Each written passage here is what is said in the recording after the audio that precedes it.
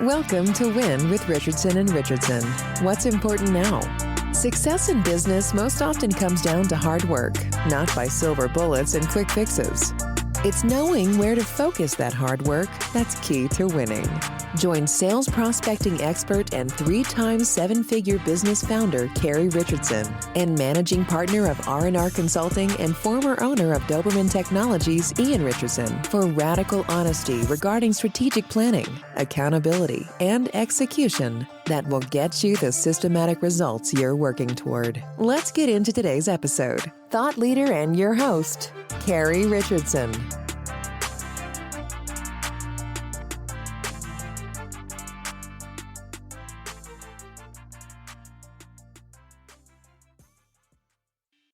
Hello and welcome to Win. I'm your host, Ian Richardson from Richardson & Richardson Consulting, and today I am here with my very good friend Elizabeth Copeland down in Macon, Georgia. Elizabeth, how you doing? I'm great. Hey, thanks for being us here. Elizabeth's got a great life story. She was born into a military family in Japan and then has moved and become a lifelong resident of the great state of Georgia. She has a master's degree in water quality, which has helped formulate her focus and passion for creating effective and appropriate technology solutions for real-world problems. If someone needs a bicycle, you don't send them a Ferrari. You send them a bicycle. Welcome, Elizabeth. Happy to be here. Thanks for having me. Hey, we're happy to host. On Win, we always follow a format when we're talking with entrepreneurs. We talk about the current challenges, the achievements in their world, and the opportunities that they're going to pursue next. Challenges, achievements, opportunities bring up what's important now or the win. And Elizabeth, when we were chatting, you had talked about a recent challenge that you had just worked through. And this is one that's pretty systemic in the technology industry, and I would challenge across all industries, and that's hiring the salesperson. You had to bring someone in to manage both the needs of the organization's sales requirements as well as support the growth. Talk to us about how you guys did that. Yeah, this was really hard. I didn't want to just get a salesperson. I wanted to get someone who believed in the product as much as I did because it was my baby. And so not only did I have to find that person that had an energy that matched mine, I felt that was appropriate for my customers to take care of them, but I also had to take everything that was in my head and give it to them in a consumable way. And that was really difficult because I had to take the pressures that I put on myself, the ownership that I had and the agency that I had, and find out ways to convert that into something that was actionable for another person who wasn't in my brain. So it sounds like a big focus throughout this challenge was the creation of process. And that process was about a multitude of things because, as we all know, sales is just you sign up and someone signs a sheet of paper and they throw money at your feet. Oh, wait, no. There's follow-up and follow-through and discovery and all of that. Right. So it was important to have conversations with him about, it was very important that customers, no matter their size, were taken care of the same. But with that, how could you identify a customer that is going to be a good fit, that is going to be able to take action and see the value in our product? And that was a conversation in itself that helped lead to other metrics of how many people should we be trying to fit into our pipeline? How many people should we be converting? Those are all such dry conversations when you have them with a salesperson. But when you're an owner, they're personal. Mm-hmm. And I had to separate that out, and it was really quite an adventure. Well, and then the creation of those metrics when we're thinking about close ratio and forecasting and pipelines, and even that target client profile. Whenever I talk with a sales professional, there's always that conversation on, hey, what's the absolute worst answer that you can get from an opportunity? And so often I hear no. Like what's the worst thing that'll happen when you go talk to a prospect? It's like, no, and that's not the worst thing that'll happen. The worst thing that'll happen is you'll engage and you'll engage and you'll engage and you'll engage and you'll chase and chase and chase, spend a truckload of time for them to never make a decision. Right. And that's the worst thing that can happen. When you get to the no, it's like, hey, great. Next. Well, yeah, and no is an opportunity for improvement as well. I see, like, when you have no, you have a very clear objection, and you're like, okay, well, do I learn from this, or do I just abandon it? And so it's like, it's a very clear answer. Whereas when someone's like, yeah, we like you, we just don't have time, well, those are not our responsibility to solve, even though our product could solve that. So I don't know, I think it's an interesting... Well, it's intriguing too, because you mentioned, well, no, we like your product, we don't have time. And then there's that's an objection. Okay, I'm hearing that the reason why we're not moving forward is that we don't have the time and capacity. Most customers who come on and onboard it find that they could do that within an hour. Is there the ability for one of our engineering team and your engineering team to schedule an hour to just get this configured, designed, and rolled out to a test client, make sure it works, and then we can just roll it out to the rest of them with another hour? Right. And that's sort of it's so often with salespeople versus owners. Owners see the opportunity, salespeople see a challenge, and they give up. And they hit that first hurdle, and they go, "Oh, I better turn around." Right. And that was one of the things that was so important to me, was instilling that sort of agency, that here's the vision that we have. Here's what we want to do. Here's what we would like to see. But like, you ultimately, whatever you need to do to get to that point, like, just do it. And so it was a really interesting struggle, because when you're not an owner and you don't have that burden or that care of that baby, it's like, how do you translate that? And I think it was a lot of communication and a lot of stepping back from my coddling and my desire to control, and allowing that person to work in their genius area. Yeah, you have to be able to delegate both the control and the task. You can't keep both, or you can't keep one and give away the other. When we were talking before, we were talking about achievements, and out of the achievements that we had chatted about, one really, really resonated up and kind of took center stage.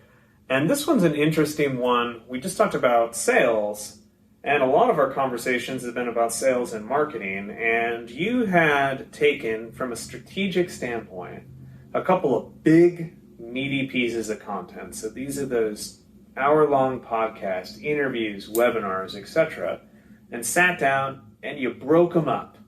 You sliced and diced them, you chopped them, you transcribed them, you took them apart. Tell us what you'd like. This is a month-old webinar. Why'd you spend the time chopping and screwing this up? Like, what'd you do? Well, first off, no one wants to listen to me for an hour. We've been talking all day. But more than that, I think that it's really important to get to the point. When you have a product, again, you're an owner, you're an entrepreneur, you have something that you've poured your heart into, it's really easy to get into the weeds. It's really easy to look at the whole picture and say, why doesn't everyone get the whole picture?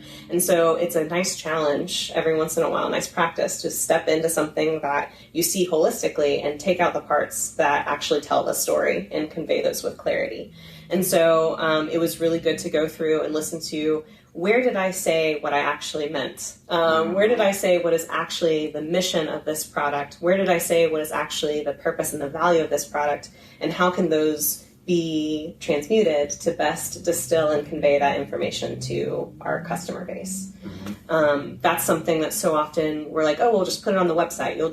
We'll do a long form blog post. We'll do a white paper. And so often I think we like to over-engineer our problems instead of distilling it down to the story, which is make your customer the hero, give what the product is doing, and just give that instead of making a bunch of fluff around it. Well, and so often there's a few things that resonate with me from a strategic standpoint. If we put all of our meat and potatoes in this gorgeous crafted white paper, and it's the best white paper on the planet, if someone didn't go to the white paper section and didn't know to click on white paper 4, they missed it. And so we got to have it on the website, and we got to have it on social, and it might need to be in written word, and it might need to be a picture, and maybe it needs to be a video, so that there's those different spaces where it could be consumed and seen, and different mediums that it could be consumed and seen and received, because there's an interesting couple of statistics that's resonated in my head. One of them is that when someone goes through a training, within 24 hours they've lost 75%. So if you went over 100 topics, 75 of them are gone within 24 hours, and within a week, it's up to 87%. 87% is gone. So we're retaining 10, 15% after a week of things that we hear. But the other one, and this one stems from my wife, Carrie, who's been in the business development game for a long, long time. It takes, on average, 18 touch points to get someone from, hey, don't bother me, to sure, I'll have a conversation. Not, hey, I'll buy your product. Not, hey, you're the best thing ever. And not, hey, I'll sign up for a demo. All right, I'll have a conversation.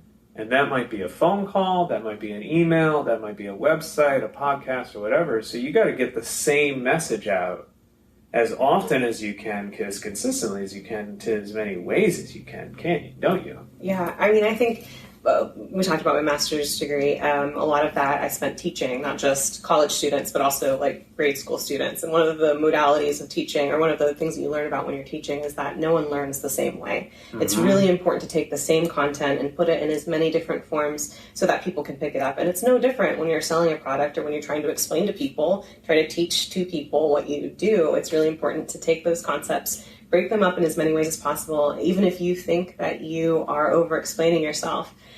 When you finally get to the point where you feel like you're over-explaining yourself, maybe that's when you're actually cutting through the noise. Well, there's an extra part. I don't know about you, but as an entrepreneur, one of my biggest superpowers and curses is that of laziness. If I can find a way to automate or shorten or make simpler for myself a task, I'll do it. And you get there's like another hidden benefit to chopping up a bunch of content, right? Like we just took one piece of content, and if we made 20 pieces of content, now we have 21 pieces of content. That's right. Right? Yeah. And that, like, Google rewards that and everything. Everyone rewards it. Yeah. Really. I love it. I love it. I love it. Taking content and giving it new life, but then also making it more pointed and digestible. It's like hitting a trifecta. It's easier to comprehend, it's more to the point, and we just reuse something. Like it's a whole recycling message right there. I love Captain it. Planet, kids. Environmental engineering is big fan. So, and when we always talk about three things, and that third thing we always talk about is opportunity. What's coming up next? What are we going to focus on next? And again, Elizabeth, you had mentioned a noticing of a systemic issue in the IT space and in other spaces, but especially in the technology industry, where there is silver bullet syndrome. Someone is looking for a magic button. Someone's looking for a pill they can take. It's the curse of snake oil. We're looking for that thing that, oh God, I can't solve this problem. I just need to buy this product or hire this consultant or do whatever, and they'll fix everything for me. But you've got a unique viewpoint on this with the entrepreneur. Tell us about that viewpoint. What are you seeing? Yeah, it's really interesting. Over the course of my career in this industry, I've had conversations with thousands of MSPs at this point, and it's so interesting. You go to a conference, one that's not in a particular ecosystem, and you sit down at a table, and almost the first question is, "What's your stack? What's your stack? What are you running on? What is the thing that is different about you that I don't have yet, that maybe is how you are achieving what you're achieving in your industry." And, it kind of goes back to the conversation about education, how people learn differently. And I think one of the things that I've found just fascinating is no two MSPs that I've talked to, no two entrepreneurs, no two groups of people are the same. I've talked to people who were pastors, who worked at pizza places, who were DJs, who were doctors, who've gotten into this industry. And I think that is the silver bullet. If when they lean into their experience and their knowledge and their the professionalism that maybe came with what they experienced back then, and they can pull that into solving problems for customers today, I think when people can get a handle on that, that's when we're actually going to see the industry change. When they can get a hold on what makes them and their product special is actually themselves. I know this sounds like super, like Tony Robbins, like believe in yourself. But I think that we're so busy clamoring and there's so much noise that we don't allow ourselves to actually believe that we can make real difference and positive change. It's interesting. When I was early on in my career, this might have been 2013 or 2014, I was at one of the ConnectWise IT Nation conferences, the big one down in Orlando, and I was trying to figure out, I had some pricing model issues. I was wondering why other people were making money, I wasn't making money. Get introduced to this really big, gregarious guy named Fuzzy, and those of you who are familiar with him know who I'm talking about. And Fuzzy said, really, you should join a peer group, you got to get some exposure. He introduced me to the concept of HTG, which is now IT Nation Evolve, but more importantly, he sat down, he said, what are your questions? And he walked me through step by step on each question. Spent, hour and a half. The party was going on, and he said, I'm not going to the party. I'll go to the bar afterwards, but I don't need to go to Orlando. Let's sit down and work through this. And walked me through piece by piece by piece of it. And he shared any sort of technologies. He shared all of that. And he said, look, and this really stuck with me. He said, anyone can install a product. Anyone can configure a product. Anyone can do technical stuff. That doesn't make you different. You got to think about what makes you different. Carrie, who's not here, is always a fan of saying, you can always steal an idea, but you can't steal execution. So you can give away the cookbook. Here's every single thing I do, every single process I have, here's everything that I do. But if someone doesn't do the work, it doesn't matter. If they don't do the work, it doesn't matter. And that's the thing, is the entrepreneur, it took that entrepreneur seeing the opportunity and saying, well, I'm going to go do something about that. I can do that better. And if they just capture that back. So do you have a set path forward on how you're going to help them see this? Or are you going to, what are you thinking you're going to do? You're going to bang the drum from the mountaintop? Bang the drum from the mountaintops. I think it's been really, really neat to become an MSP enthusiast over the last couple of years. I mean, to see the way that people solve problems, like you said, anyone can install software, but it takes a community of people learning together. The fact that Fuzzy sat down with you and talked through these things is a shining example of the goodness that's in the channel. I mean, I can't tell you the number of times that I've had a question, or I've seen others have questions, and someone has cleared their day to explain, what that problem is, to explain specific business processes, to point out maybe this is something that you might want to try differently. And so, while I'm all about MSP owners finding themselves. While I'm all about them having this journey of self-discovery and seeing what matters to them and using that experience to move their companies forward, I mostly just am excited to be a part of the community and to see and to encourage that behavior, because I think that is the strength that we have. You can't eliminate all the vulnerabilities. You can't solve all of the problems by yourself, but as you find comfort in knowing that who you are is enough and that you can take what you've learned from other people and to the next level, I think that's all I can do is make connections. That's awesome. Well, that kind of brings us to the bottom half of the show. Elle, I want to really say thank you for coming out and sharing your story and talking with the guests and subscribers of WIN. If people wanted to connect with you, LinkedIn, you're active on LinkedIn. Is there any other social profiles you care to share? I'm on Twitter and Facebook as well. Good luck finding me. There you have it. Elizabeth Copeland, who's hiding from you on social, but find her on LinkedIn. And speaking of finding, if you're interested in seeing more episodes of WIN, you can view them at the Richardson & Richardson website, r&r.consulting.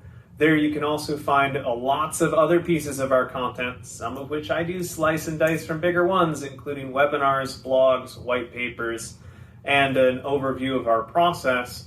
I'm Ian Richardson. If you're interested in being a guest on WIN, go to r&r/connect, select the podcast booking, and we can get it done in one sitting, much like we did today. Until next time, take it easy.